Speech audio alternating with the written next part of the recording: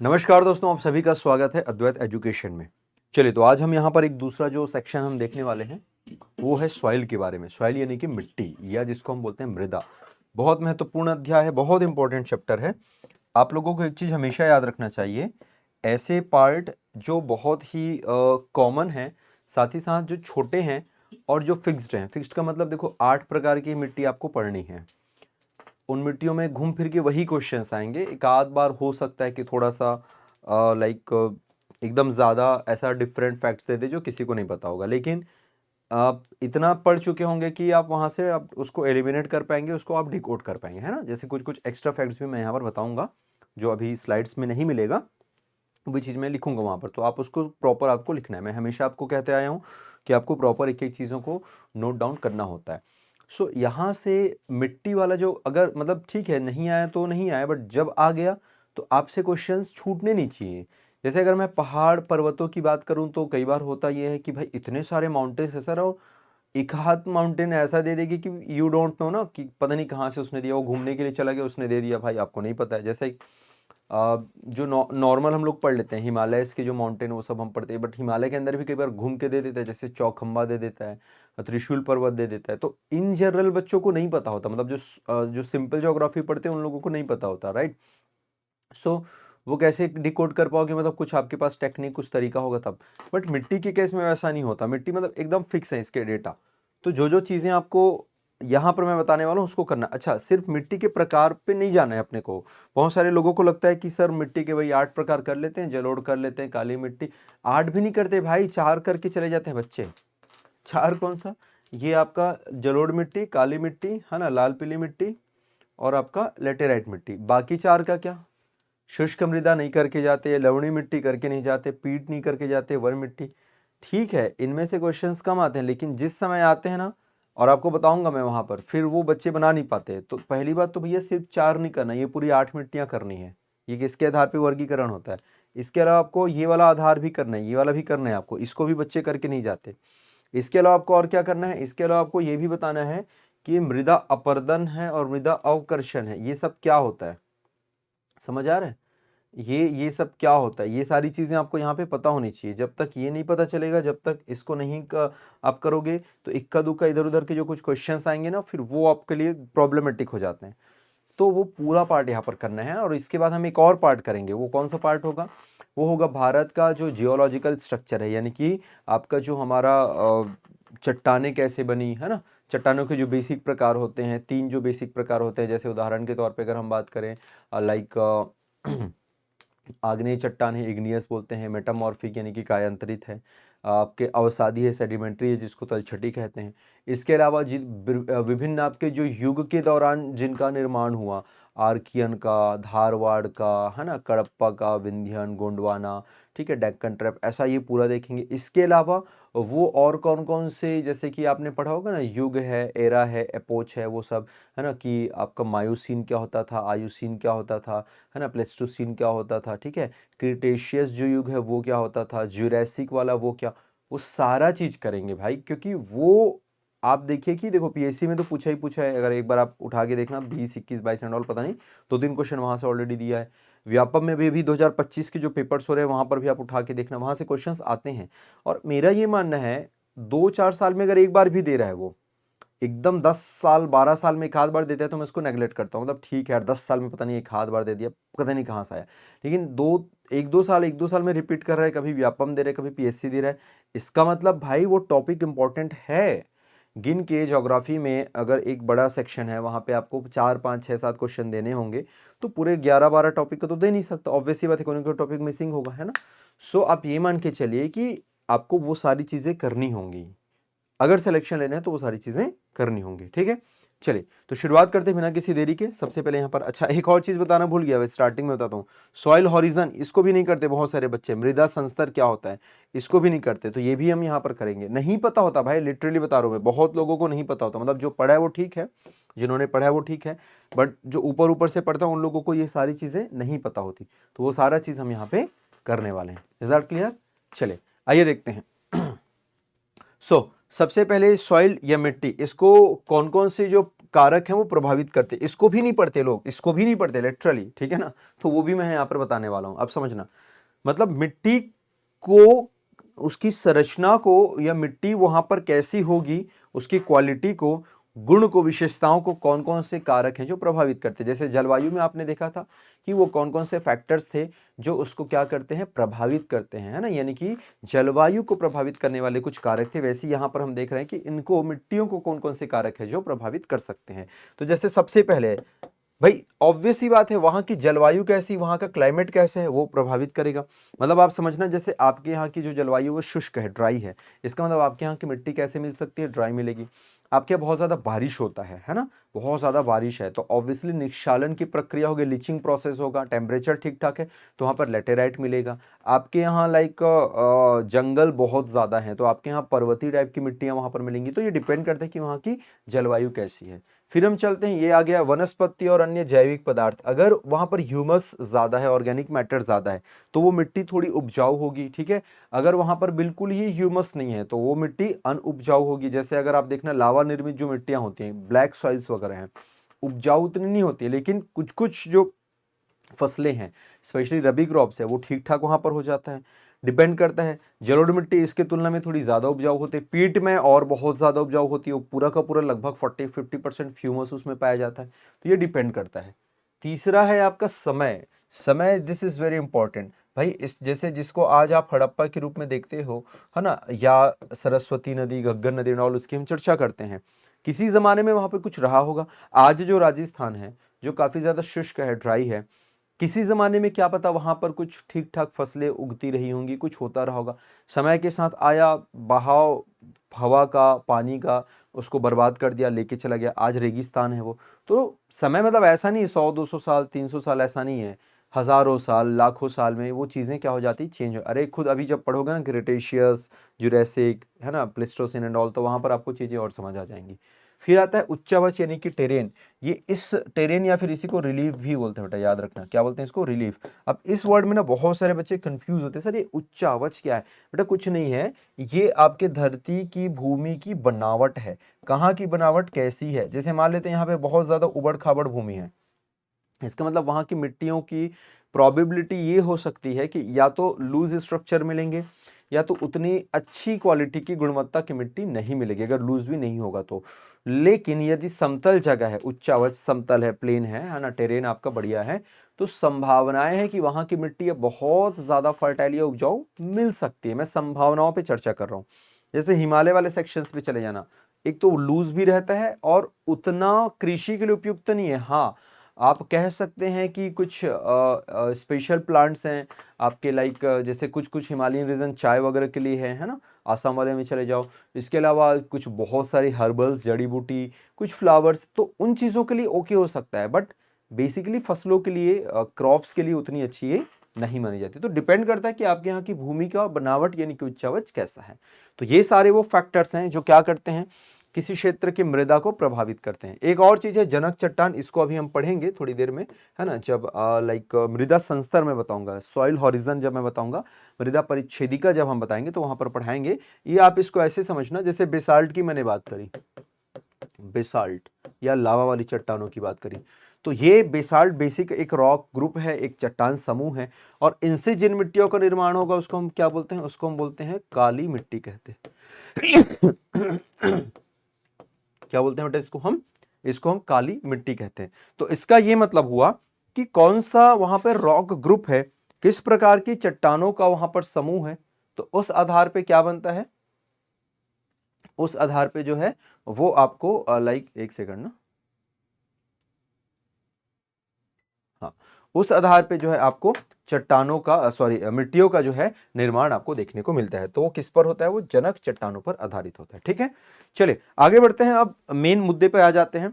ये भी आपको कुछ बेसिक जो फैक्चुअल चीजें वो आपको पता होनी चाहिए। मतलब देखो, अल्टीमेटली भैया आपको क्या देना है, एग्जाम देना है, एग्जाम देना है, और एग्जाम में एक सब्जेक्ट से तो प्रश्न आएगा नहीं। मतलब इन जनरल सिलेबस क्या होता है आपका, अगर जीएस है तो उसमें लगभग सभी सब्जेक्ट्स होते हैं, तो कुछ कुछ जो बेसिक चीजें जो इससे संबंधित है, तो ये आपको पता होना चाहिए कि मृदा दिवस है प्रत्येक वर्ष कब मनाते हैं हम लोग, 5 दिसंबर को मनाते हैं। कब मनाते हैं भाई साहब, 5 दिसंबर को। तो यूनाइटेड नेशन ने कहा कि ठीक है 2015 में डिक्लेयर कर दिया। वो क्या करते हैं ना, हर एक वर्ष को कोई ना कोई जो ईयर रहता है उसको किसी चीज के लिए डिक्लेयर करता है। जैसे 2023 का जो वर्ष था वो किसके लिए डेडिकेटेड था, वो मिलेट के लिए था। और चूंकि देखो मिलेट यानी कि खाद्यान्न से संबंधित ज्योग्राफी का पार्ट है, मिट्टी ज्योग्राफी का पार्ट है, तो ये बेसिक पार्ट पता होने चाहिए। हालांकि ये ज्योग्राफी कभी नहीं पूछेगा, लेकिन ये भी तो पूछ सकते हैं ना कि यूनाइटेड नेशन ने कौन से वर्ष को अंतरराष्ट्रीय मृदा वर्ष घोषित किया। तो आप बताना सर 2015 को किया था। कब मनाते हैं, तो प्रत्येक वर्ष 5 दिसंबर को मनाया जाता है। कब मनाया जाता है भाई साहब, 5 दिसंबर को। ठीक है, चलो 20 दिसंबर 2013 को उन्होंने जो है मतलब मान्यता दिया, जो भी किया वॉटेवर। लेकिन ये सब आपको नहीं पूछना है, मतलब ये सब नहीं याद रखना है, आपने सिर्फ याद रखनी है कि 5 दिसंबर को हम क्या मनाते हैं, अंतरराष्ट्रीय मृदा दिवस सेलिब्रेट करते हैं, मनाते हैं। अब हम यहां पर आते हैं सॉइल हॉरिजन, मृदा संस्तर या मृदा परिच्छेदिका। बहुत सारे अलग अलग इसके नाम हैं, अलग अलग जगहों पर अलग अलग इन्हें कहा जाता है। जैसे देखते ही आपको स्पष्ट है, जो दिख रहा है ये एक ओरिजिनल स्वरूप है, ओरिजिनली ऐसा कुछ दिखेगा, और ये इसका एक चित्र में रूपांतरण एक प्रकार से, ताकि आसानी से आपको समझ आए। तो बेसिकली आपके 3 ही लेयर होते हैं मेरे दोस्त, याद रखना। 3 मतलब सबसे पहले ये जो दिख रहा है ना, इसको आप लोग सॉइल हॉरिजन ए बोलते हैं, या कभी कभी हिंदी में क बोला जाता है। यहां से यहां तक को, ये यहां से यहां तक को हम बोल देते हैं बी, या हिंदी में ख बोल देते हैं। और यहां से यहां तक को, ये वाले सेक्शंस को, इसको बोला जाता है सी, या फिर इसको हम बोल देते हैं क, ख और ग। बस इतना ही याद रखना है। तो सर ये ओ और ये नीचे दिख रहा है वो क्या है, बताऊंगा उसको।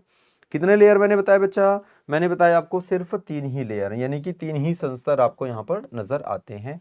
संस्तर बोलिए, परिच्छेदिका बोलिए, लेयर बोलिए, हॉरिजन बोलिए, मतलब एक ही है। अच्छा, तो मिट्टी में जो एकदम ऊपर में जो दिख रहा है, जहां पर एक्चुअली घास फूस रहते हैं, ये सब ये है ना, तो इसी लेयर पे ही क्या देखने को मिलता है, इसी लेयर पर जो आपको जो देखने को मिलेगा, इसको आप लोग बोलते हैं बेटा ह्यूमस, या फिर इसी को बोलते हैं जैव पदार्थ। क्या बोलते हैं जी हम इसको, इसको हम बोलते हैं जैव पदार्थ। याद रखना है ना, याद रखना, जैव पदार्थ। क्लियर है, इसको क्या बोला जाता है, जैव पदार्थ। यानी कि यहीं पर जो है तुम्हारे ऑर्गेनिक मैटर जो है वो पाए जाते हैं, यहीं पर जो तुम्हारे उपजाऊपन, मिट्टी का जो उपजाऊपन है वो आपको देखने को मिलता है। और इसी से जो लगा हुआ जो लेयर होता है उसको लेयर ए कहते हैं। यहीं पर मिट्टी को हवा और पानी, याद रख, आगे सारी चीजें लिखी हुई है, आपको पूरी लिखी हुई मिलेगी ना, ये पूरा ऐसे रिटर्न फॉर्म में आपको ऐसे मिलेगा, कहाँ पर क्या देखने को मिलता है। जैसे ह्यूमस हमने बात करी, हवा और पानी की हमने बात करी, सारा चीज हिंदी में भी और इंग्लिश में भी ये सब आपको मिलेगा। कार्बनिक पदार्थों की हमने यहाँ पर बात करी, ये सब मिलेगा, लेकिन मैं यहाँ पर खाली डिक्टेट करा रहा हूँ। ये आप इसको बढ़िया सा पॉज करके स्क्रीनशॉट लेके सारा चीज आप यहाँ से आप देख लेना। ठीक, चले तो आगे हम देखते हैं। नेक्स्ट है अगला जो पार्ट है, उसको मैं थोड़ा सा पहले एक्सप्लेन करता हूँ, है ना। ये रिटर्न यानी लिखाने वाला जो काम है अपन जनरली कहाँ पे देखते हैं, ऑफलाइन क्लासेस में से करते हैं, बच्चों को लिखाते हैं। तो इसको भाई अब मैं बोलूंगा तुम लिखोगे, उससे अच्छा तुम यहाँ से देख के लिख लो ना, वही चीज तो है। पहले मैं एक्सप्लेन कर रहा हूँ, अब तुम बोलते हो कि सर एक्सप्लेन तो कर दिया, हम लिखे कैसे अपने शब्दों में, तो लिखे कैसे, तो लिखे यहाँ से, ये देखो, ये यहाँ से तुमको लिखना है भाई, तुमको इसको देख के ऐसे। तो जब मैं पूरा एक्सप्लेन कर दूंगा तो फिर ये वाला पार्ट जो है आप यहाँ से, इंग्लिश वाले बच्चे इंग्लिश में देखो, हिंदी वाले बच्चे आप हिंदी में देखना, तो यहाँ से आप ऐसे लिख लेना। ठीक है, चलिए फिलहाल आता हूँ एक्सप्लेनेशन वाले पार्ट पे। एक्सप्लेनेशन इज इंपॉर्टेंट, मिल तो कहीं भी जाएगा आपको, है ना। अब यहाँ पर क्या बोला गया, ये संस्तर ए होता है। क्या क्या होता है मैंने बता दिया कि यहाँ पर उच्च आपके जैविक पदार्थ पाए जाते हैं, उपजाऊपन यहीं से आपको पता चलेगा। ये भूप्रपट्टी का ऊपरी हिस्सा होता है, भूप्रपट्टी तो पूरा है बट ये ऊपरी हिस्सा होता है, सबसे ऊपर का हिस्सा होता है। इसके अलावा यहाँ पर हवा और पानी जो है मिट्टी को लाइक उसको अलटने पलटने में सहायता होता है, यानी कि हवा और पानी जो एयर और जो वाटर है वो यहीं से आपको देखने को मिलेगा। दूसरा जो होता है बेटा, इसको हम लोग बोलते हैं लेयर बी, लेयर बी, या फिर इसी को हमने ख कहा। यहां पर बेसिकली क्या देखने को मिलता है, यहां पर खनिजों के निक्षेप, या आप कह सकते हैं जो आपके खनिज पाए जाएंगे यहां पर, है ना, वो उनके कुछ पार्ट्स यहां पर आपको देखने को मिलते हैं। इसके अलावा अगर इन दोनों में पूछा जाए, ए में और सी में, इन दोनों की तुलना में बी कैसा है, बी की संरचना कैसी है। जैसे ए की संरचना काफी ज्यादा लूज होता है, काफी ज्यादा क्या होता है, ढीला होता है, याद रखना। और ये इसकी तुलना में थोड़ा मध्यम रहता है, मतलब थोड़ा कॉम्पैक्ट हो सकता है और थोड़ा ढीला हो सकता है। और ये वाला तो काफी ज्यादा क्या रहेगा, हार्ड होगा। हार्ड का मतलब भाई ये बहुत अधिक क्या मिलने वाला है अपने को, ये बहुत अधिक कठोर मिलेगा। ये लेयर कैसे रहता है, बहुत ज्यादा स्ट्रांग होगा, कठोर होगा। तो ये भी आप देख सकते हो कि हाँ सर बीच वाला जो है मध्यम स्तर के है, तो इसके मध्यम रहेगी, इसकी जो मोटाई है बोल लो, या फिर इसका जो स्ट्रेंथ है वो बोल सकते हो। और निचला वाला जो लेयर होता है, ये सबसे निचला लेयर होता है, ये एक्चुअली जनक चट्टानों का मतलब जनक चट्टानों के टूटने के कारण बनता है। नीचे आपको दिखने को मिलेगा ये जनक चट्टाने, बेड रॉक है ना, या पेरेंट रॉक बोलते हैं। ये क्या है आपकी जनक चट्टाने, ये लेयर में नहीं आएगा, ये खाली चट्टान है, चट्टान से बनते हैं। तो इनके टूटने के कारण जो एक कॉम्पैक्ट स्ट्रक्चर बनेगा, कॉम्पैक्ट यानी कि जो ठोस एक मजबूत स्ट्रक्चर बनेगा, वो लेयर सी या फिर जिसको हम लोग संस्तर ग कहते हैं। और इसकी ये भी खासियत है कि ये बहुत ज्यादा स्ट्रांग होता है, इतना ज्यादा स्ट्रांग कि यहाँ से पानी वगैरह का नीचे बैठ पाना थोड़ा दिक्कत, मतलब पेनिट्रेट कर पाना थोड़ा मुश्किल होता है। मतलब अब यहाँ से चीजें उतनी आर पार नहीं जाती। जड़ तो थोड़ा बहुत चलो इस लेवल तक आ भी जाएगा, इस लेवल पर नहीं जाता, ये याद रखना। अच्छा, अब सवाल ये भी है, थोड़ा सा दिमाग लगा के सोचना वीडियो को पॉज करके, कि इन तीनों ही लेयर में, मतलब लेयर ए, बी और सी, या क, ख और ग, इनमें सबसे पहले किस लेयर का निर्माण हुआ है, ये प्रश्न आता है। तो याद रखना, सर्वप्रथम सबसे पहले जिस लेयर का निर्माण हुआ है वो कौन सा लेयर है भाई, चट्टानों से बन रहा है ना, तो चट्टान पहले रहेगा, और चट्टान के बाद सबसे पहले कौन सा लेयर का निर्माण होगा, लेयर नंबर सी या फिर लेयर नंबर ग का। तो इस बात को आप लोग जरूर याद रखना, प्रश्न आ सकता है कि सर्वप्रथम क ख ग में किनका पहले निर्माण होगा, तो आप बताना सर सबसे पहले ग का निर्माण होगा।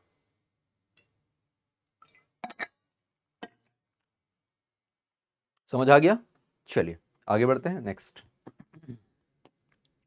हाँ, तो ये कुछ इस प्रकार की मिट्टी आपको देखने को मिलती है। ये भी वही लेयर की हमने यहाँ पर बात करी है ना। ये वाला सबसे ऊपर वाला ये ए हो जाएगा, ये बी हो जाएगा, ये सी हो जाएगा, और ये आपकी जनक चट्टान है या पेरेंट रॉक कहा जाता है। और इन डिटेल जाते हैं तो और उसका फिर से बाइफर्केशन है, कहीं पर पेरेंट रॉक अलग, बेड रॉक अलग, ऐसे फिर अलग अलग डिफ्रेंसिएशन है। उतना नहीं जाना है आपको, तो केवल सिर्फ ए बी और सी बस, या क ख ग बस याद रखने, केवल वही आपको पूछेगा। ठीक है, तो ये पूरा चीज़ यहाँ पर दिया हुआ है। आप जो है इसको इंग्लिश में, हिंदी में, जिसमें भी आपने देखनी है आप इसको नोट डाउन कर सकते हैं। अब हम चलते हैं कि भारतीय मिट्टियों को कितने आधार पर जो है वर्गीकरण किया जाता है। तो दो आधार है बेटा, याद रखना।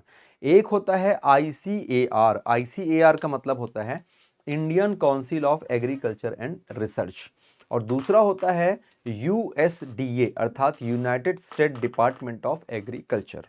क्या क्या बताया मैंने, एक ICAR बताया और एक USDA बताया। ICAR जिसको हिंदी में भी कहा जाता है भारतीय कृषि अनुसंधान परिषद, उसके आधार पर ये 8 मिट्टियां आप देखोगे। ये 8 मिट्टियां जो हम देखते हैं, यानी कि जलोढ़, काली, लाल पीली, लेटेराइट, ठीक है, शुष्क मृदा, लवणीय मृदा, पीठ मृदा और पर्वतीय जंगली मृदा, ये 8 प्रकार जो पढ़ोगे वो ICAR के आधार पर है। और यहाँ पर जो 8 प्रकार हम जो देख रहे हैं, यानी कि इंसेप्टिसाइल, एंटी सॉइल, ठीक है, अल्फी सॉइल, वर्टी सॉइल, ठीक, इसके अलावा एरिडी सॉइल, ठीक है, अल्टी सॉइल, आपका मोली सॉइल, और ये जो मिसलेनियस वाला जो पार्ट है, ये सारा जो हम जो देख रहे हैं, ये आपका जो है ये USDA के आधार पे, यानी कि यूनाइटेड स्टेट्स जो होता है डिपार्टमेंट, उसके आधार पर आपको ये देखने को मिलेगा। समझ आ गया? चलिए, अब इसको कई बार छत्तीसगढ़ में भी आपने इन सबको देखा होगा। इंडियन के परिप्रेक्ष्य में, भारतीय कॉन्टेक्स्ट में, इसको सिर्फ कितना याद रखना है, इसका सीक्वेंस याद रखना है। इखाद का परसेंटेज याद रख लो तो रख लो, वैसे परसेंटेज नहीं पूछेगा, बस आप सीक्वेंस याद रखना। सीक्वेंस ही आपको यहां पर पूछा जाएगा, केवल सीक्वेंस और नथिंग एल्स। उसके अलावा कुछ दूसरा अन्य चीज नहीं करना है। तो सीक्वेंस में जैसे समझते हैं बेटा, आपको यहां पर मैंने बताया था, है ना। चलिए थोड़ा सा हम इसको जूम कर लेते हैं ताकि आपको दिक्कत ना हो। अब एक्चुअली ये किसकी बात कर रहे हैं, इन मिट्टियों के कॉन्ट्रीब्यूशन, योगदान की बात कर रहे हैं, किस मिट्टी का कितना है। अब समझते हैं, आपको मैंने तरीका, मतलब नाम तो बता दिया, अब तरीका याद रखने का। तो देखो कैसे याद रखें इसको। जैसे किसी इंडस्ट्री में जाओगे तो वहां पर क्या लिखा रहता है जी, वहां पर लिखा रहता है सेफ्टी फर्स्ट, लिखा रहता है ना, सेफ्टी।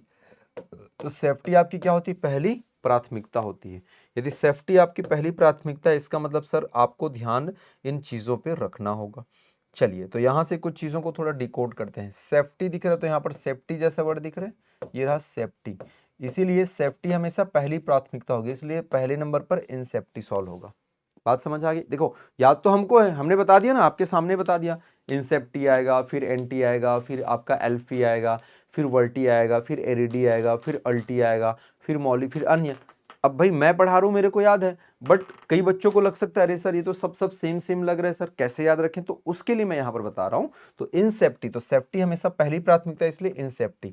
और ठंडियों में आप लोग एक क्रीम लगाते हो, कौन सी क्रीम लगाते हो भाई, एंटीसेप्टिक लगाते हो ना, क्या लगाते हो, एंटी सेप्टिक। इसका ये मतलब है कि जो सेप्टी है उसी के पास क्या होना चाहिए, आपका एंटी होना चाहिए। क्या होना चाहिए, जो सेप्टी है उसी के पास एंटी होना चाहिए। तो देखो सेप्टी यहाँ पर है इसलिए इसके बगल में एंटी है, तो ये दूसरे नंबर का हो जाएगा और ये पहले नंबर का हो जाएगा। पहला और दूसरा क्लियर। अब हम चलते हैं एल्फी की बात करते हैं। एल्फी, एल्फी एक ऐसे सुनने में लगता है कि सल्फी, मतलब आप कंपेयर कर सकते हो एल्फी और सल्फी। और सल्फी क्या है भाई, एक पेय पदार्थ है। और पेय पदार्थ का एक ऐड आता था, जब मिल बैठे तीन यार। देखो जिसको याद रखना है वो याद रख लो भाई, ये मतलब नॉर्मल रटना है रट लो। मैं केवल उन बच्चों के लिए बता रहा हूँ जिनको याद रखने में दिक्कत होती है ऐसी चीजें, और ये एकदम फिक्स चीज है। और इसको अगर आप बोल के छोड़ दोगे अरे नहीं सर ये सब तो ठीक है ना यार, आएगा भी तो क्या, एक ही तो क्वेश्चन आएगा, तो वो एक क्वेश्चन आपका पूरा रैंक डिसाइड करने वाला है, आपको इन करने वाला है, आपको आउट करने वाला है।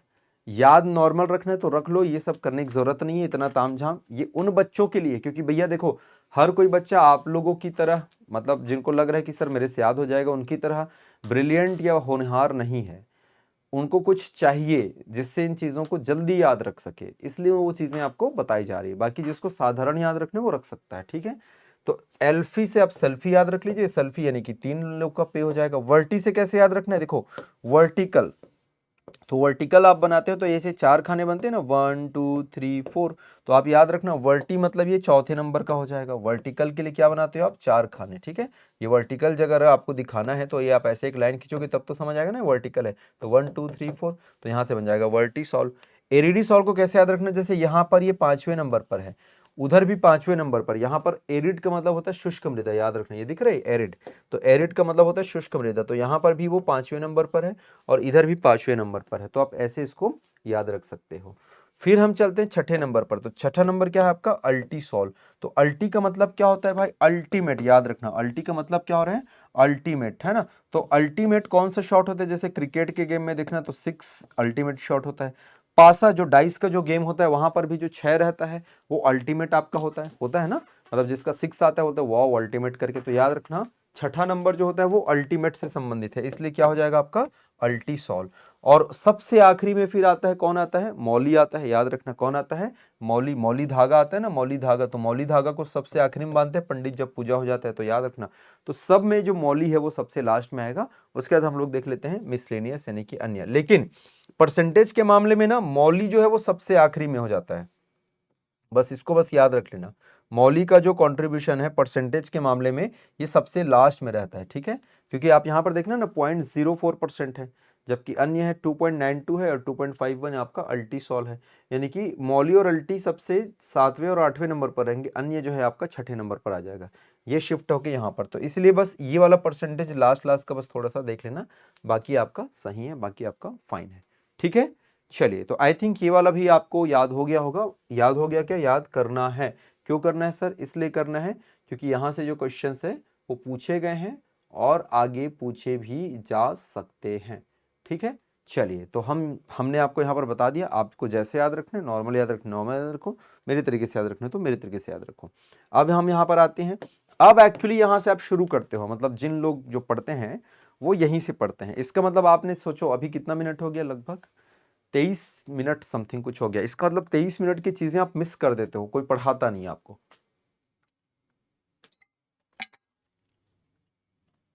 और यहां से क्वेश्चंस आपके बनते हैं, आएंगे, ठीक है।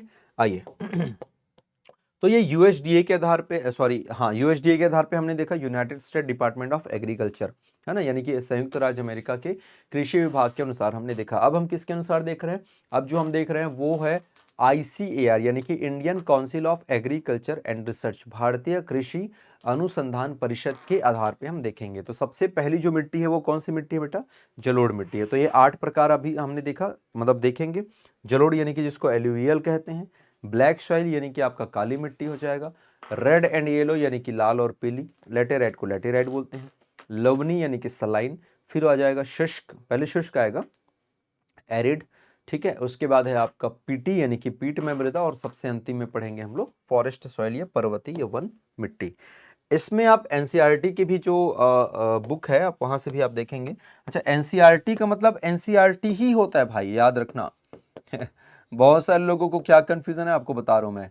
सबसे पहला कंफ्यूजन तो ये है कि सर क्या छठवीं से 12वीं, अरे नहीं मेरे भाई, 6वीं से 12वीं नहीं होता, आपको लोग पूरा बेवकूफ बनाते हैं, उनको ही नहीं पता कौन सी एनसीईआरटी पढ़नी नहीं पढ़नी है।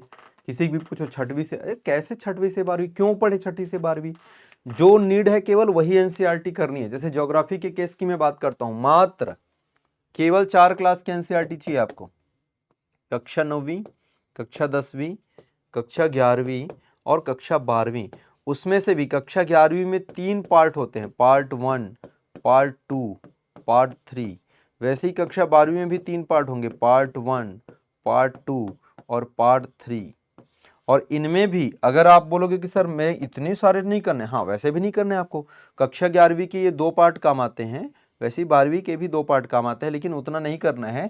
एक्चुअली आपको जो करनी है वो क्या करनी है बता। अच्छा ये, और ऐसे आप जाओगे ना कक्षा 11वीं की एनसीईआरटी, ऐसे नहीं, आपको नाम पता होना चाहिए। जैसे इसका नाम है समकालीन भारत यानी कि कॉन्टेम्प्ररी इंडिया, ऐसा पार्ट 1। इसका नाम है समकालीन भारत यानी कि कॉन्टेम्प्ररी इंडिया पार्ट 2, ऐसे नाम से आएगा। 11वीं का जो आएगा भारत भौतिक पर्यावरण के नाम से आएगा, याद रखना। किसके नाम से? भारत भौतिक पर्यावरण। आप बोलोगे सर पर्यावरण की बुक है? नहीं नहीं नहीं, ये इंडियन ज्योग्राफी की किताब है, इंडिया फिजिकल एनवायरनमेंट, इस नाम से जो किताब आएगी केवल वही किताब लेनी है। एक और आता है इसमें भौतिक भूगोल के मूल सिद्धांत, ठीक है ना, यानी कि fundamental theory of physical geography, या फिजिकल आपका जो इंडियन ज्योग्राफी, इंडियन तो नहीं मतलब ओवरऑल रहता है, तो वो उतना इंपॉर्टेंट नहीं है। हाँ इक्का दुक्का कभी इधर उधर के क्वेश्चंस आ सकते हैं, मेंस वगैरह लिखोगे तो ठीक है, बट नहीं करना उसको, क्योंकि उतनी मोटी किताब पढ़ोगे और रेयर है ना क्वेश्चंस वहां के, मतलब सिलेबस में एक हाथ ही पार्ट आपको मिलेगा। मतलब अगर मैं बोलूं कि भाई 100 पेज पढ़ के अगर आप 5 नंबर पुख्ता करना चाह रहे हो, वहीं 100 पेज पढ़ के आप 1 नंबर, या पता नहीं वो 1 नंबर आएगा भी कि नहीं, वी डोंट नो, तो मत पढ़ो उसको, नीड नहीं है, नीड ही नहीं है उसको। मैं यहाँ पर पढ़ाऊंगा कुछ कुछ इंपॉर्टेंट जो चीजें रहेंगी, तो आप केवल एक ही किताब लीजिए। वैसे ही 12वीं में जब आप जाएंगे, यहाँ पर भी 3 किताब, तो केवल एक किताब लेना है, भारत लोग और अर्थव्यवस्था, ये किताब का नाम है। क्या नाम है?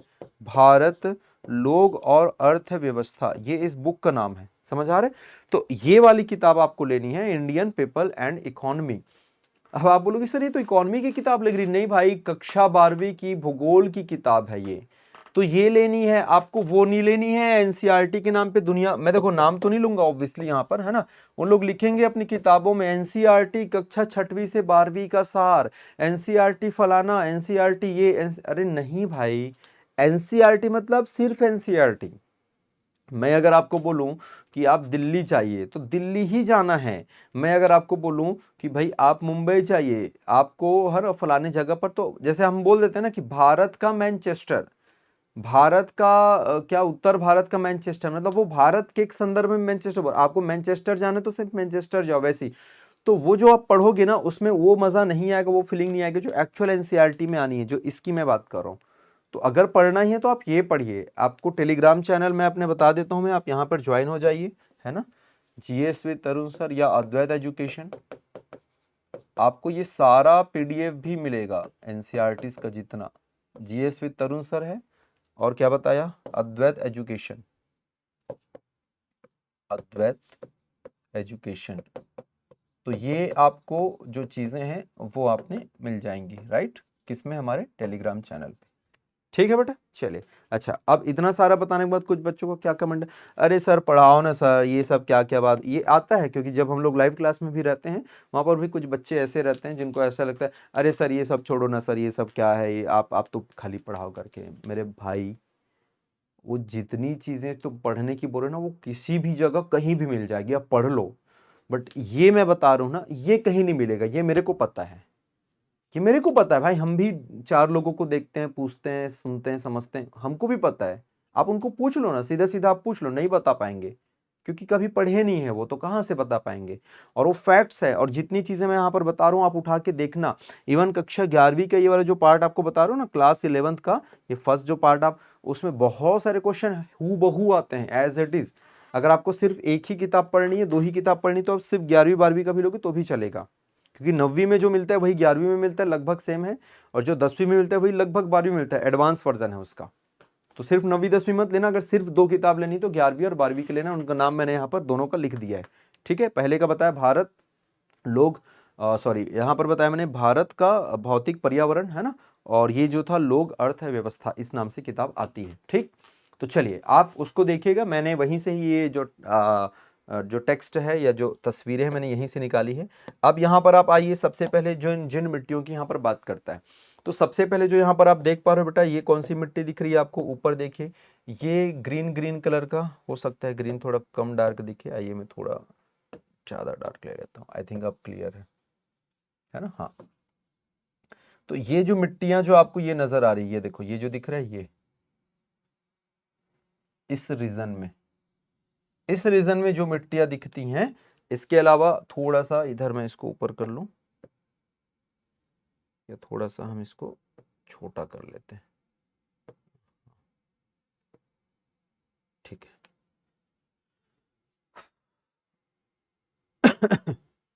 इसके अलावा यहां पर इस क्षेत्र में जो मिलेंगी, इस रीजन में ये भी हमने जो ग्रीन टाइप से ऐसा बना रखा है,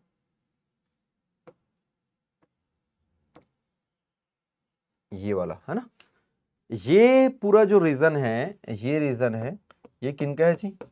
ये तुम्हारी जलोढ़ मिट्टी का है। ये किसका है जी? जलोढ़ यानी कि एलुवियल का है।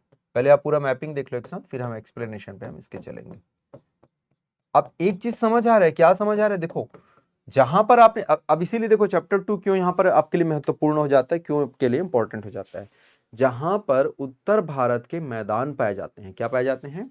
उत्तर भारत के मैदान यानी कि नॉर्थ इंडियन आपके प्लेन्स पाए जाते हैं, उन्हीं जगहों पे मेजरली ये मिट्टियां दिख रही है। देखो ये पूरा गंगा यमुना का मैदान, उधर ब्रह्मपुत्र का मैदान, इधर आपका सिंधु की सहायक नदियों का मैदान दिख रहा है ना।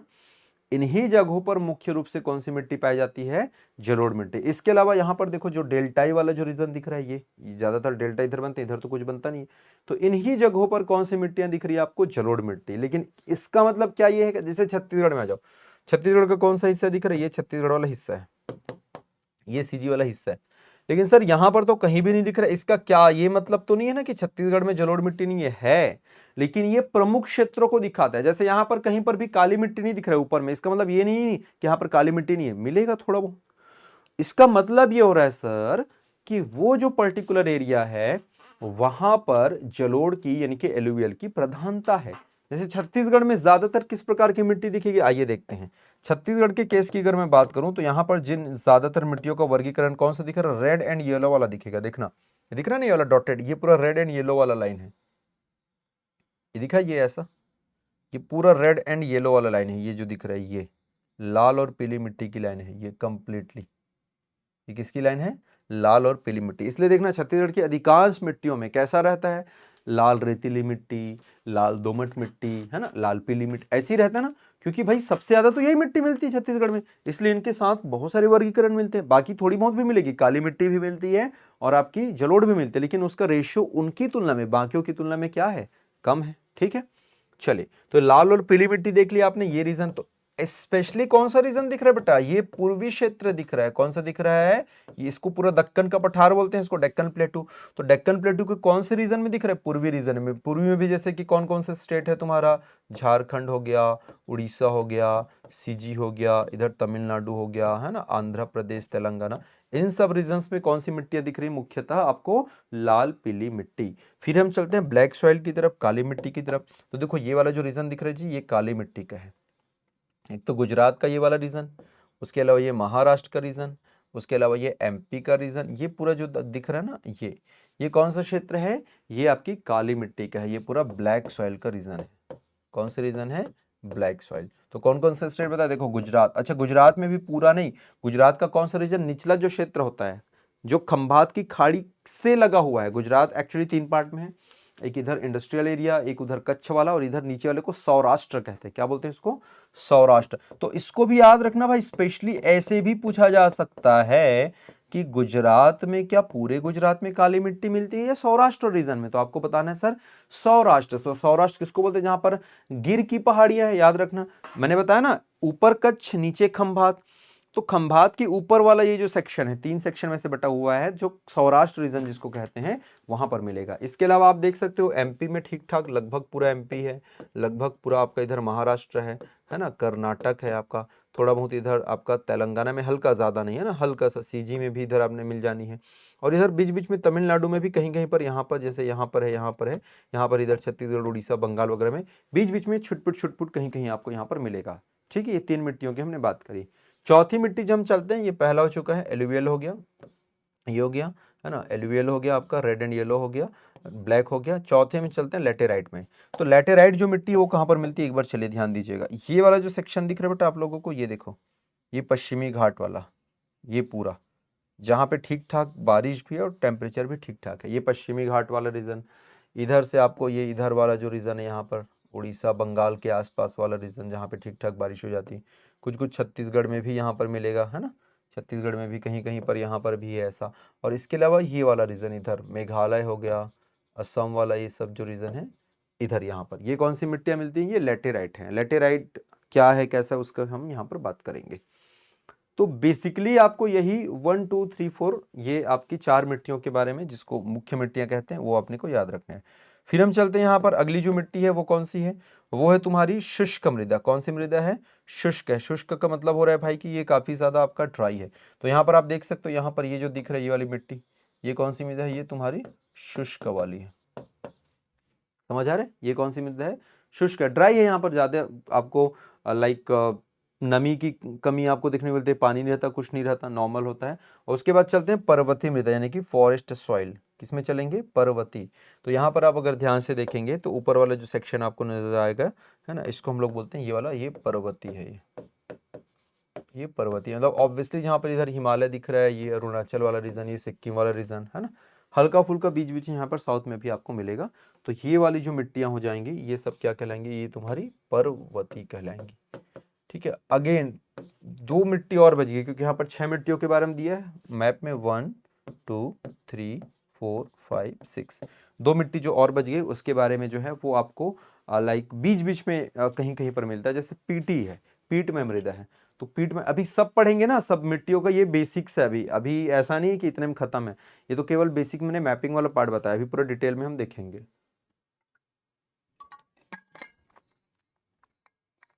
तो ये जो मिट्टियां आपको देखने को मिलती हैं, ये सारे जो सॉइल्स हैं आपको डिफरेंट डिफरेंट अलग अलग जगहों पे आपको देखने को मिलेंगी। और स्पेशली अगर यहाँ पर हम बात करते हैं तो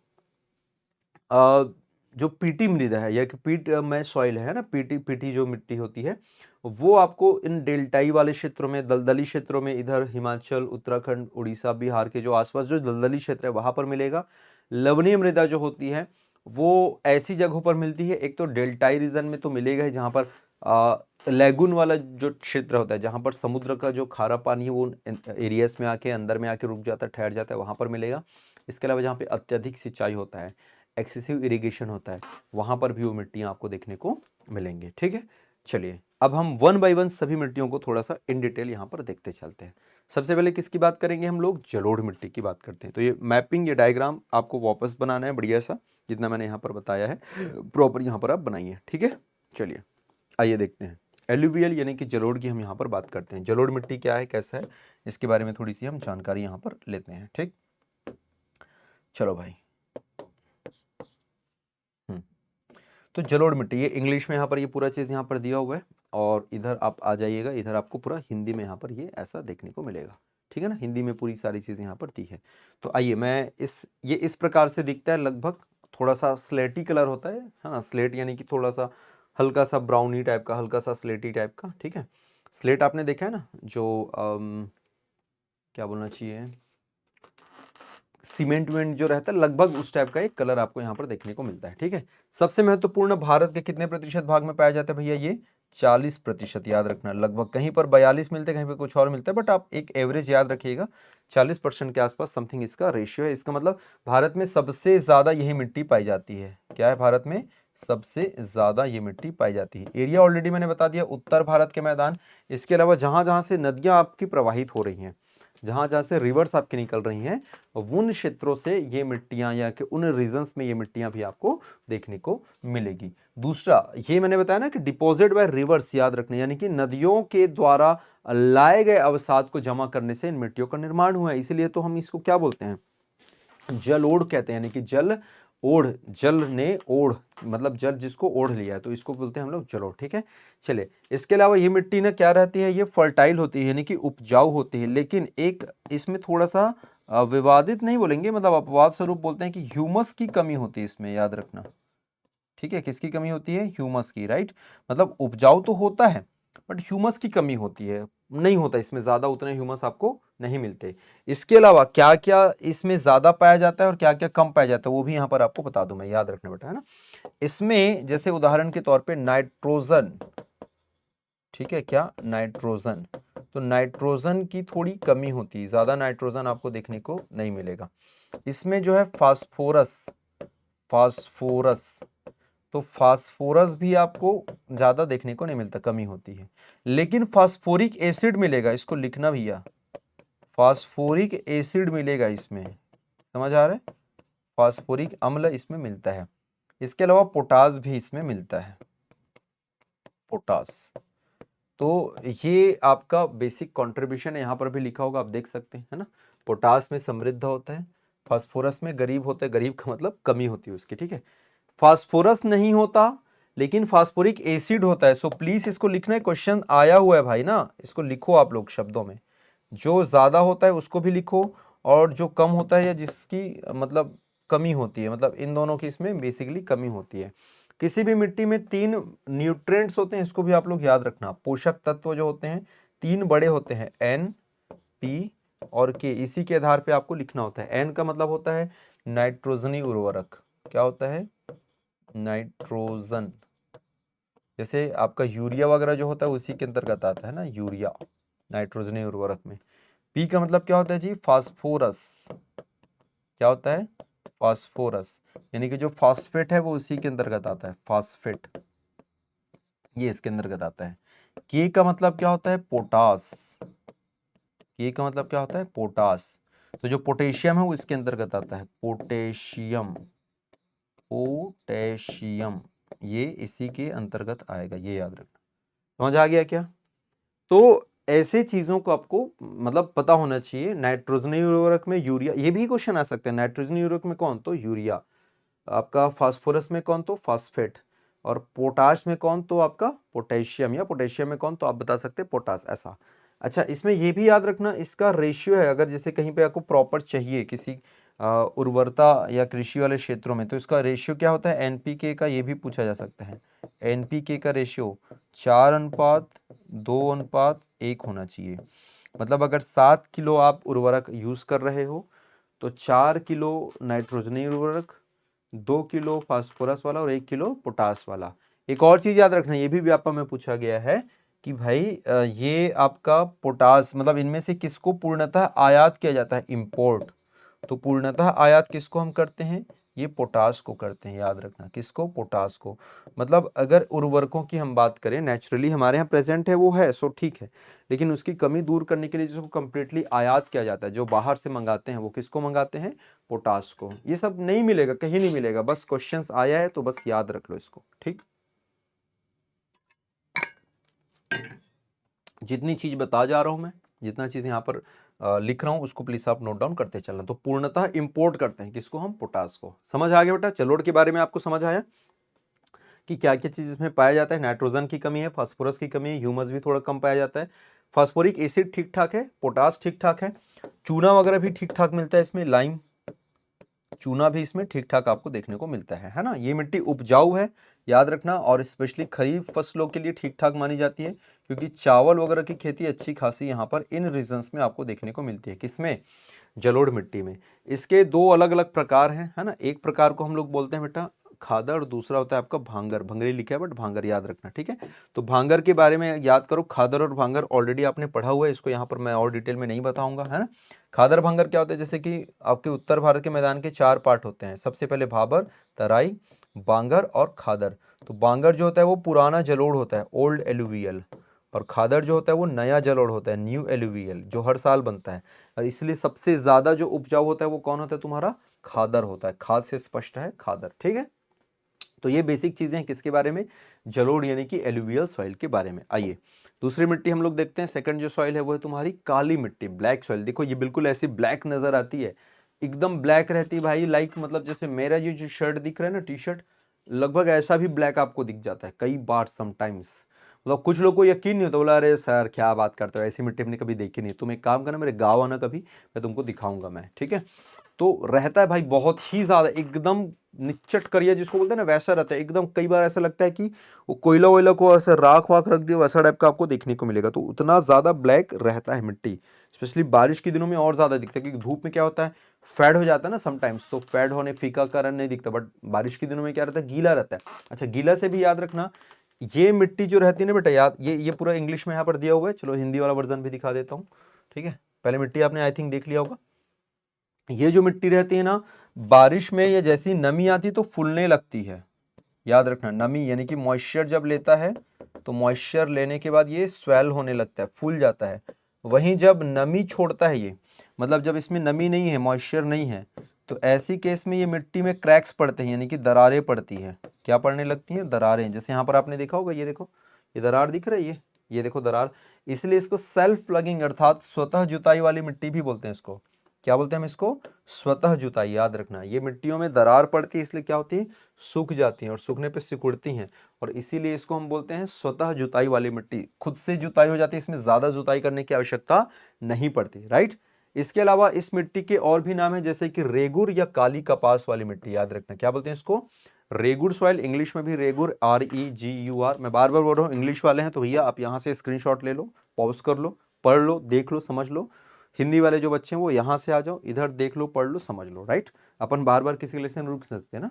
अब मैं ऐसे ऐसे थोड़ी करते रहूँगा, हाँ भाई चल पढ़ो करके, तो फिर लेक्चर 1 घंटे का लेक्चर 2 घंटे 3 घंटे हो जाएगा। तो आप इसको पॉज करके पढ़ना। ये बेसिक चीज़ें हैं किसके बारे में, इस मिट्टी के बारे में। इसमें नमी धारण की क्षमता अच्छी खासी होती है, मॉइस्चर कंटेनिंग कैपेसिटी, नमी धारण बहुत अच्छे से कर सकता है, सबसे ज्यादा इनफैक्ट ये करता है।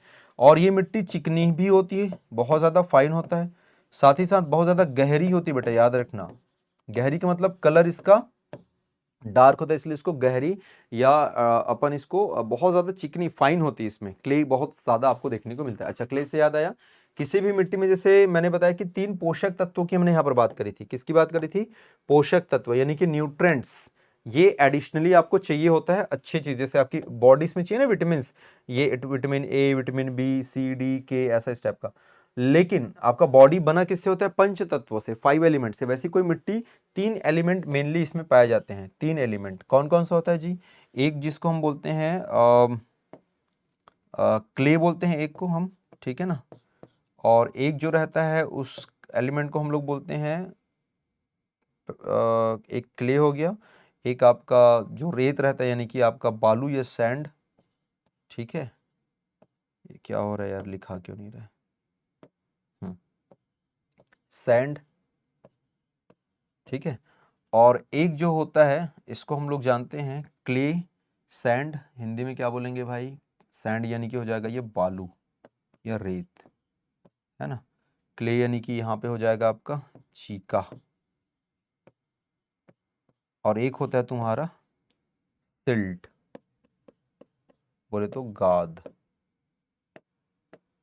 ठीक।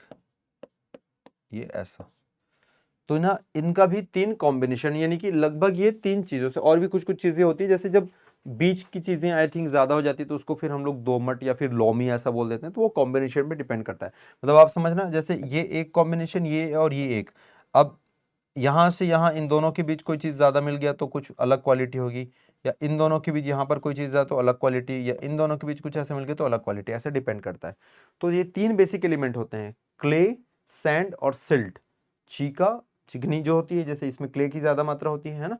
बालू, बालू यानी कि सैंड, जिसमें जैसे आपने देखना जो जलोढ़ मृदा है वहां पे थोड़ी बहुत बालू होती है, ज्यादा नहीं, थोड़ी बहुत होती है, ठीक है। और गाद, गाद यानी कि सिल्ट, राइट। तो ये 3 एलिमेंट्स किसी भी मिट्टी में पाए जाते हैं, इसको भी आप लोग जरूर याद रखना, ठीक। इसमें चीका यानी कि क्ले की मात्रा ज्यादा होती है, ठीक।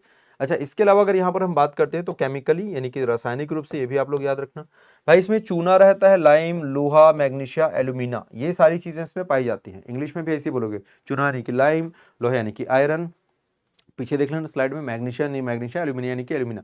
इसकी मात्रा इसमें ठीक ठाक होती है, बट इसमें फास्फोरस की कमी पाई जाएगी, नाइट्रोजन की कमी पाई जाएगी, और कार्बनिक पदार्थों की, यानी कि जो ह्यूमस या यूं कहें आप, जो ऑर्गेनिक मैटर्स होते हैं, उपजाऊ वाले जो तत्व होते हैं वो नहीं मिलते। मतलब ये मिट्टी उतनी उपजाऊ नहीं होती। मैं बार बार बोल रहा हूँ, याद रखना। आपको लगेगा अरे सर यहाँ पे तो कपास होता है, यहाँ पे तो रबी फसलें होती है। याद रखना, रबी फसलों के लिए भी अच्छी मानी जाती है। इसलिए देखना ना, महाराष्ट्र, MP, गुजरात, आंध्र, ये सब जो रीजन है, यहाँ पर आपको कॉटन बहुत ज़्यादा, मूंगफली बहुत ज़्यादा आपको देखने को मिलेगा, दालें बहुत ज़्यादा देखने को मिलती हैं, तो ये उन सब के लिए अच्छी मानी जाती है। तो सिर्फ उसके कारण आप इसको उपजाऊ नहीं कह सकते, इस बात को याद रखना, ठीक है। चलिए, तो आई थिंक यहाँ तक क्लियर है क्या सभी को कि ये मिट्टियाँ जो होती है वो उतनी उपजाऊ नहीं होती, बट कपास है, मूंगफली है, दालें हैं, रबी फसल उनके लिए अच्छी मानी जाती है। बट कपास अपवाद स्वरूप कौन सी फसल है?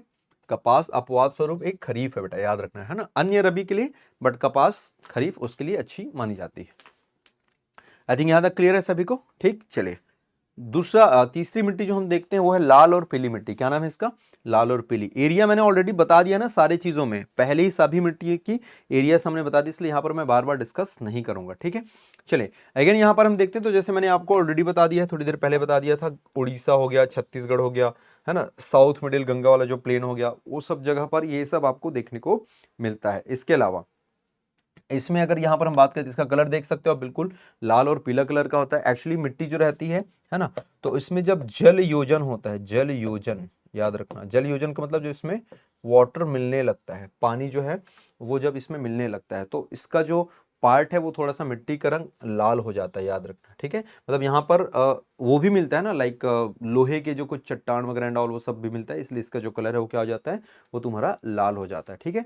इसमें भी ज्यादा उर्वरता नहीं होती, याद रखना, ये भी मतलब ज्यादा फर्टाइल नहीं होता। फर्टाइल मेनली दो ही तीन मिट्टी मिलती है, एक तो जलोढ़ मिट्टी मिलेगी और एक पीट में मृदा मिलता है, बाकी उतनी फर्टाइल नहीं होती, ठीक है। और ये मोटे अनाज वगैरह के लिए ठीक ठाक इसको मानी जाती है, इसलिए देखना हमारे यहाँ भी कोदो कुटकी ठीक ठाक हो जाता है, कोदो कुटकी हो गया, है ना, और दूसरे अन्य जो मिलेट्स वाले जो पार्ट्स होते हैं वो इन क्षेत्रों में, मतलब इन रीजन्स में ठीक ठाक आपको देखने को मिलता है। इवन कई बार आपने पढ़ा होगा, अभी तो शायद डेटा चेंज हो गया, आई डोंट नो, बट आज से 2 से 3 साल पहले मैंने पढ़ा था, चावल के बाद हमारे यहाँ सबसे ज्यादा ना मोटे अनाज यानी कि कोदो कुटकी एंड ऑल इसका उत्पादन होता है। अब ये 2-3 साल पहले का डेटा है, आप एक बार देख लेना रिसेंट में क्या है, कोई दूसरा अनाज तो नहीं आ गया है। चावल तो ठीक है हमारे यहाँ पहले नंबर पर है, बट सेकंड नंबर में यही था, मोटे अनाज जो है वो सेकंड नंबर पे था, ठीक है। तो भाई अगर ज्यादा ज्यादा भी थर्ड में होगा, मतलब इतना ये है कि यहाँ पर ठीक ठाक कॉन्ट्रीब्यूशन है, इनका उत्पादन होता है। अगेन इसमें नाइट्रोजन है, फास्फोरस है, ह्यूमस है, ये सब नहीं होते, ये कॉमन चीज है भाई, नाइट्रोजन, फास्फोरस, ह्यूमस काली मिट्टी में भी नहीं, यहाँ पे नहीं, जो उपजाऊ नहीं है वहां पे ये सब चीजें नहीं मिलेंगी आपको, ठीक। चलिए, आगे बढ़ते हैं। नेक्स्ट है, अगली मिट्टी है वो हम देखते हैं लैटेराइट। कौन सी मिट्टी है? लैटेराइट मृदा। अब देखो नाम से स्पष्ट है, लैटेराइजेशन, ये क्या होता है? ये एक, एक्चुअली इधर पूरा इंग्लिश में दिया है, इधर हिंदी वाला में आपको दिखाता हूं मैं। ये लो जो लेटर वर्ड से बना है बेटा, लेटर वर्ड, और लेटर कैसा वर्ड है? एक लैटिन वर्ड है, तो इसको भी याद रखना, ये पूछा जा सकता ना। लेटर कैसा वर्ड है? लैटिन वर्ड, जिसका मतलब क्या होता है? ईटा यानी कि ब्रिक्स। क्या होता है इसका मीनिंग? ईट यानी कि ब्रिक्स होता है। और ये कहां पर मिलता है? हाई रेनफॉल, उच्च वर्षा, साथ ही साथ हाई टेम्परेचर, यानी कि रेनफॉल भी आपका ऊंचा होना चाहिए और तापमान भी ठीक ठाक होनी चाहिए। ऐसी जगहों पर उच्च तापमान और वर्षा वाले जो क्षेत्र रहते हैं वहां पर मिट्टी की ऊपरी परत पूरी निकल जाती है, और निकलने के बाद जो लिचिंग प्रोसेस, निक्षालन जो होता है, उस दौरान जिन मिट्टियों का निर्माण होता है और लाल लाल जो अंश बच जाते हैं उसको आप लोग बोलते हैं लैटेराइट बोलते हैं, याद रखना। यहां पर इन जगहों पे ना कीचड़ एकदम न के बराबर, मतलब होता ही नहीं, याद रखना। सबसे ज्यादा कीचड़ कहां मिलेगा आपको? काली मिट्टी वाले रीजन में, इतना कीचड़ कि भाई पैर धसेगा तुम उठा नहीं पाओगे, खतरनाक कीचड़ रहता है, क्ले रहता है ना।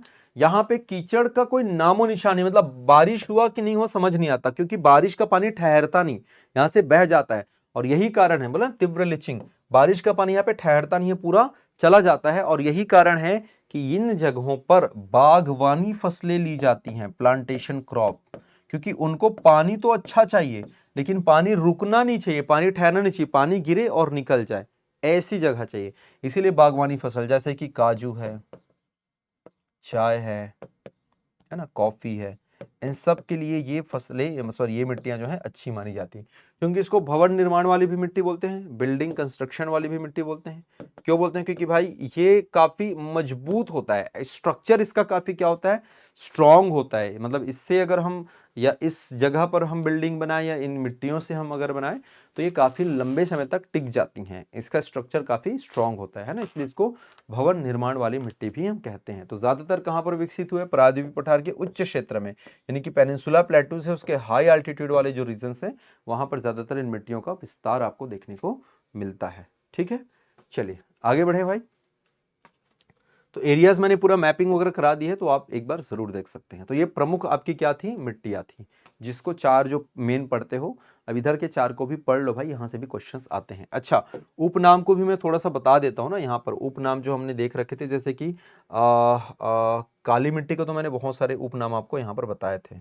काली मिट्टी में बहुत सारे मैंने उपनाम यहाँ पर, हाँ जी, इसमें जैसे कि काली कपास वाली मृदा बोला, इसको हमने रेगुर कहा, है ना। आप इसको भी देख लो भाई, ये कौन सी थी, जलोढ़ थी। जलोढ़ मिट्टी को अन्य नाम ना, अन्य नाम इसको लिखते चलना, ये मिसिंग हो गया था अन्य नाम में, उपनाम में। तो इसको बोला जाता है कछार, कछार मृदा भी बोलते हैं, और इसको कांप भी बोलते हैं। बेटा इसको लिख लो प्लीज, ये क्वेश्चंस आए हैं, आए हुए हैं ना, मैं बता रहा हूँ बार बार, जो चीजें मैं लिखा हूँ उसको लिखना। कछार भी बोलते हैं और इसको हम कांप मृदा भी बोलते हैं, क्या बोलते हैं, कांप, ठीक है। ओके, काली मिट्टी की बात होगी इधर।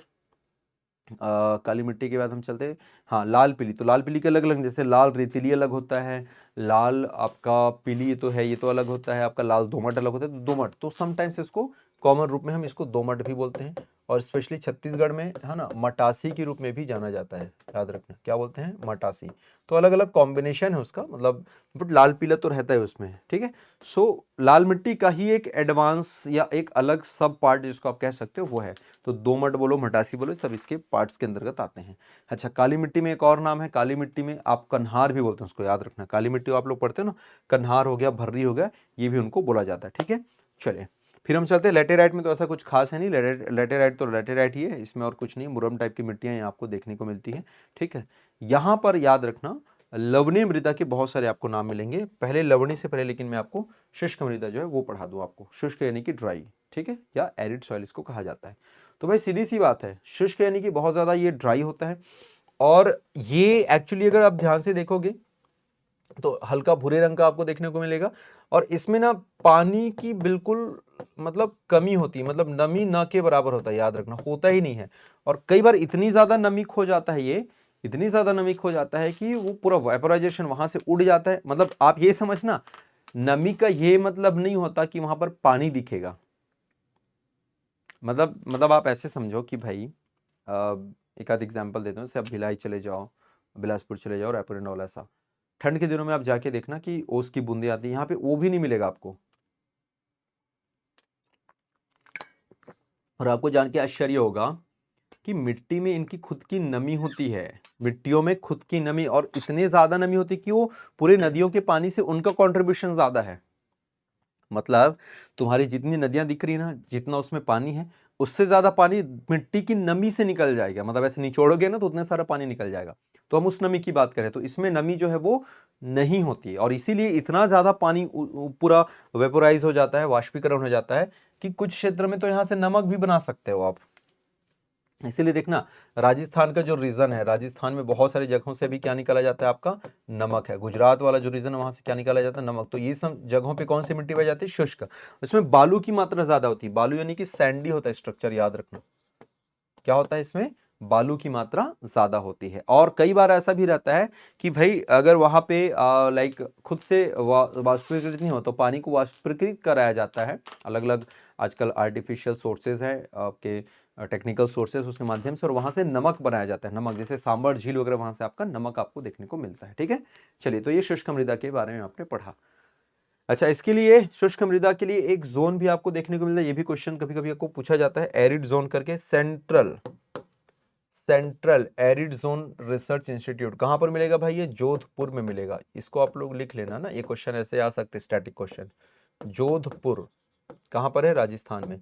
तो शुष्क मृदा के अध्ययन के लिए, उसके लाइक उसको कैसे सुधारा जाए, कैसे उस पर यूटिलाइज किया जाए, उसके अध्ययन स्टडी के लिए एक जोन मिलता है, उसको हम लोग बोलते हैं central arid zone research institute, जो कि कहां पर मिलेगा अपने को, ये मिलता है जोधपुर, राजस्थान में, ठीक है। चलिए आगे देख लेते हैं, नेक्स्ट है, अगला पार्ट है इसको हम लोग बोलते हैं लवणीय मृदा, लवणीय यानी कि सलाइन, क्या बोलते हैं हम इसको, सलाइन मिट्टी। इसके बहुत सारे नाम है बेटा, याद रखना। एक तो इसको ऊसर मिट्टी भी बोलते हैं, क्या बोला हमने इसको, ऊसर। अच्छा, नाम को ट्रांसलेट नहीं करना है भाई, जैसे कांप है तो KANP, कांप। ऊसर है तो USAR, ऊसर, ऐसे ही रहेगा, इंग्लिश में भी ऐसे ही रहेगा, याद रखना, ये ऐसे ही रहेगा। ये नाउन है ना, नाउन को चेंज नहीं करते। जैसे किसी का नाम प्रकाश है तो भैया तुम उसको PRAKASH ऐसे ही लिखोगे, उसको लाइट नहीं लिखोगे, ऐसा नहीं बोलोगे हे प्रकाश प्लीज कम हियर, यही बोलोगे ना, ऐसे थोड़ी हे लाइट प्लीज कम हियर, ऐसे थोड़ी बोलोगे। किसी का नाम ज्योति है तो ऐसा थोड़ी बोलोगे इल्यूमिनस या एनलाइटमेंट, ऐसा नहीं बोलोगे ना, ऑब्वियस सी बात है। तो ये नाउन होते हैं, तो नाउन को ट्रांसलेट नहीं किया जाता। तो ऊसर इसका नाम हो जाएगा। इसके अलावा इसका नाम है, इसका और दूसरा नाम है ना रेह, थुर, थुर THUR, थुर, चौपन, ये सब इसी मिट्टी के नाम है बेटा, याद रखना। क्या क्या बताया मैंने, ऊसर, रेह, थुर, चौपन, ये सब इस मिट्टी के नाम है, किसके, लवणीय मृदा के, राइट, यानी कि आपका स्लाइन के।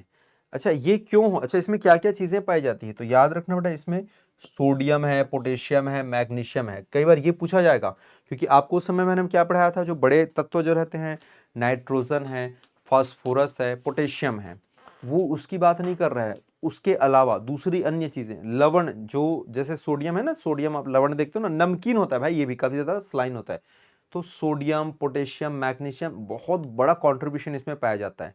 कहां पर जनरली डेवलप होता है, जब बहुत ज्यादा सिंचाई कर दो आप, एक्सेसिव इरिगेशन, तो जब बहुत अधिक सिंचाई करी जाती है, ऐसे क्षेत्रों में इन मिट्टियों का क्या होता है, विकास होता है।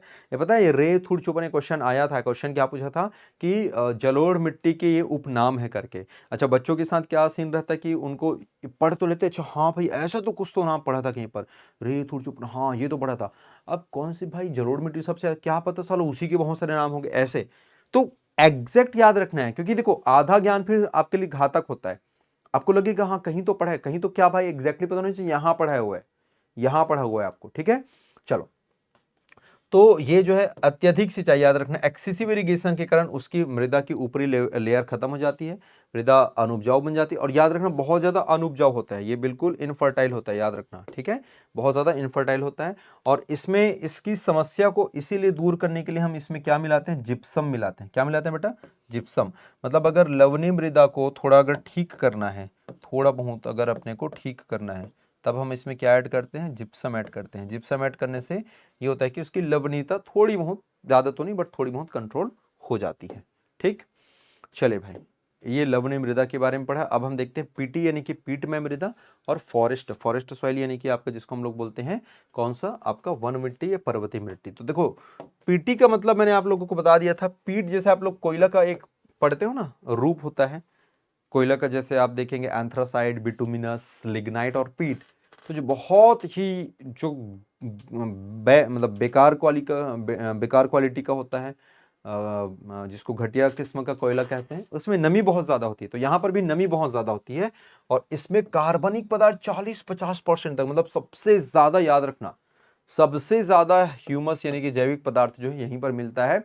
लेकिन ये ज्यादा एरिया में नहीं मिलेगा भाई, मतलब बता दिया ना आपको, कुछ दलदली क्षेत्र है वहां पर मिलेगा, कुछ डेल्टाई क्षेत्र में मिल सकता है। हिमाचल उत्तराखंड के तराई वाले रीजन है, दलदली जो रीजन होता है, नम वाला जो क्षेत्र है, जीव जंतुओं के अवशेष जहाँ पे मृत कार्बनिक पदार्थ बताया ना, जहाँ पर बड़ी मात्रा में जमा होते हैं, वहीं पर आपको मिलता है। तो बस आप इतना याद रख लेना, इसमें सबसे ज्यादा ह्यूमस आपको यहीं पर यानी कि कार्बनिक पदार्थ इसी में देखने को मिलेगा। फिर हम देखते हैं वन मिट्टी, या इसी को बोलते हैं पर्वतीय मिट्टी। तो ऐसा नहीं है कि जैसे छत्तीसगढ़ में वन है तो वहां पे मिलेगा, नहीं, ये ज्यादातर ऊंचाई वाले क्षेत्रों में मिलता है, बहुत ज्यादा ऊंचाई, बहुत ज्यादा हाई एल्टीट्यूड, यानी कि लगभग 1500 मीटर से ज्यादा ऊंचा होना चाहिए। 1500 मीटर से आप ले लो इसको 3000 मीटर तक समथिंग, ये ऐसा ऊंचाई वाले क्षेत्रों में।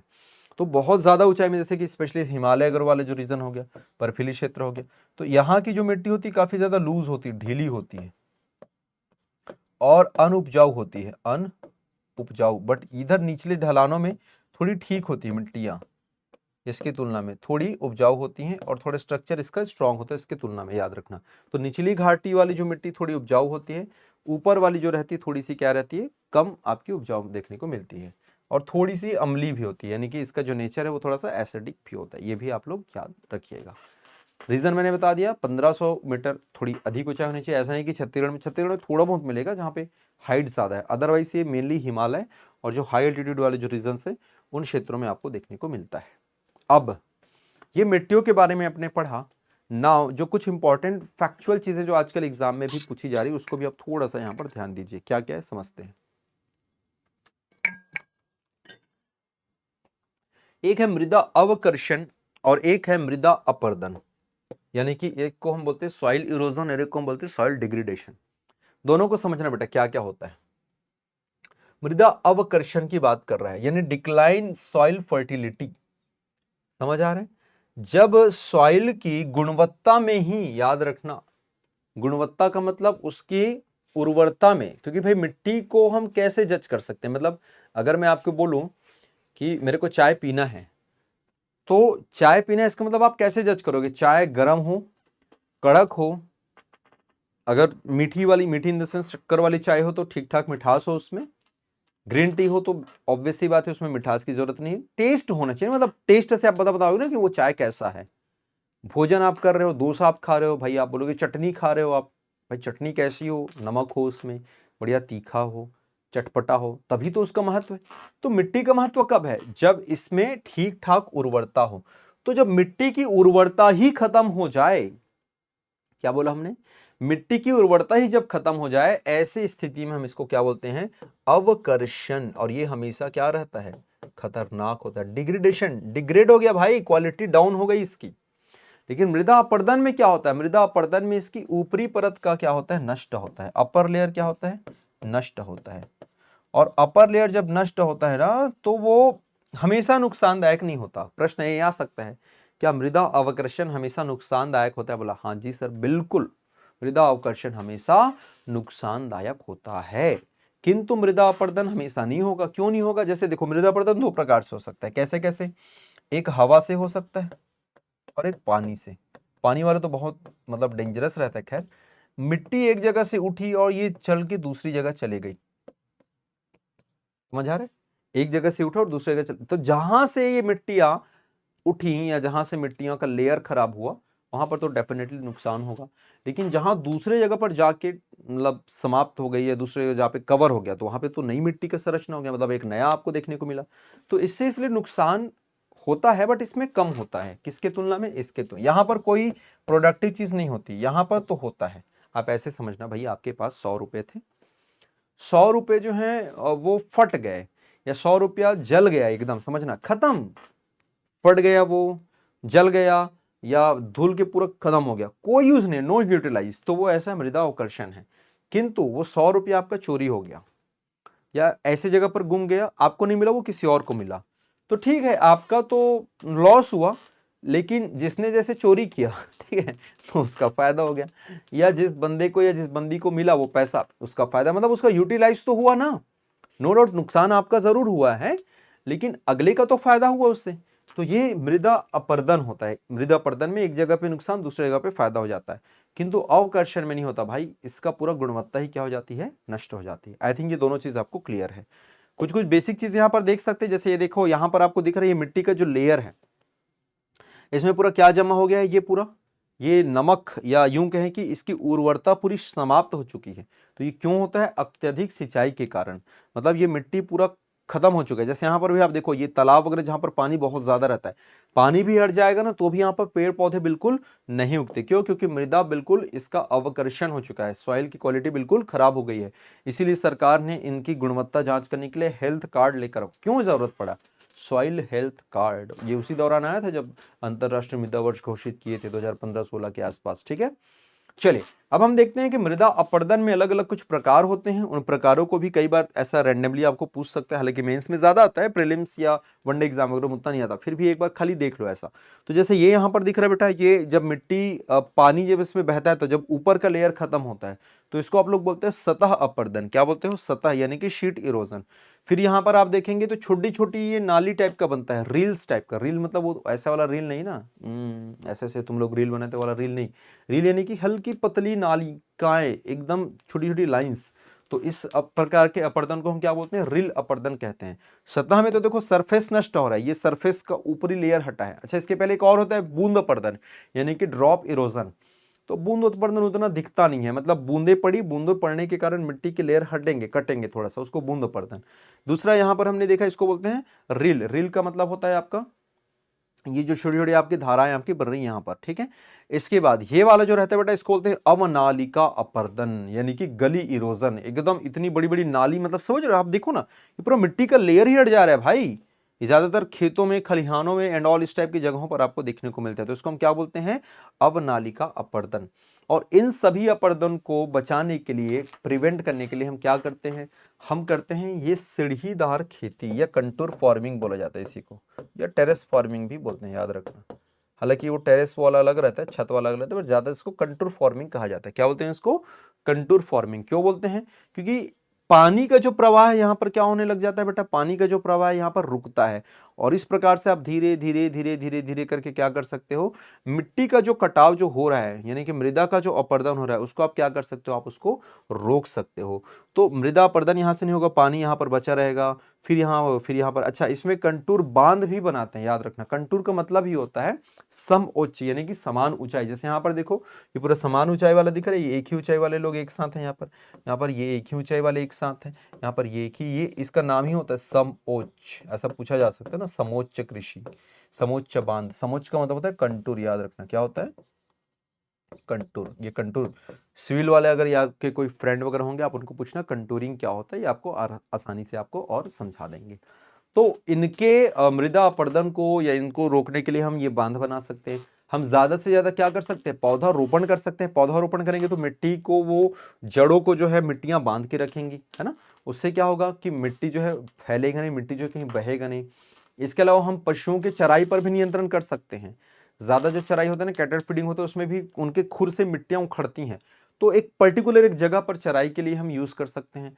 हम फसल चक्रण कर सकते हैं, विभिन्न प्रकार की फसलें बो सकते हैं, उससे गुणवत्ता आपकी बनी रहेगी। तो ये सब मृदा के क्वालिटी को, अपर्दन को कंट्रोल करने के क्या हैं? ये तरीके हैं। जितनी चीजें अभी मैंने बताई उसको प्लीज नोट डाउन जरूर करना, शब्दों में लिखना।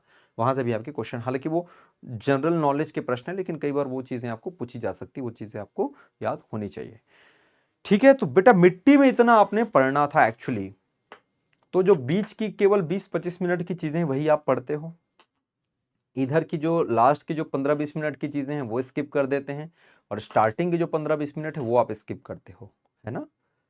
तो मिट्टी आपने पढ़ा, कैसा लगा? आप जो बच्चे वीडियो कमेंट में देख रहे हैं, यूट्यूब में देख रहे हैं, वो यूट्यूब में बताएं मुझे, एप्लीकेशन में देख रहे हैं वो एप्लीकेशन में बताएं, आप मेरे नंबर पर आप बताएं मुझे कैसा लगा ये वीडियो, और आपकी और क्या जो कुछ डिमांडिंग है, जो भी चीज़ें हैं आप मुझे कमेंट करें।